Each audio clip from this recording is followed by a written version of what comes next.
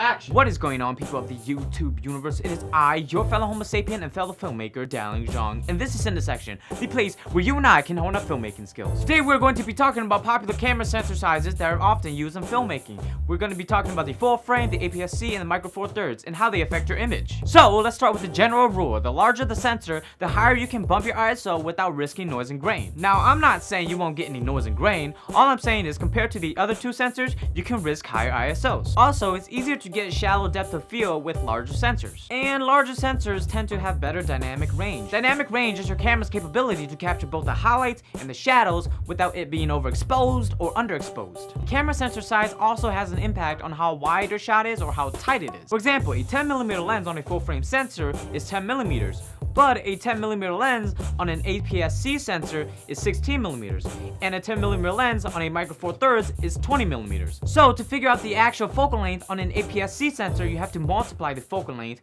by 1.6. And for the micro four thirds, you have to multiply the focal length by 2. Hope you enjoyed the video and you learned something. Stay tuned for the next video when we talk about what makes a good filmmaking camera. Cut.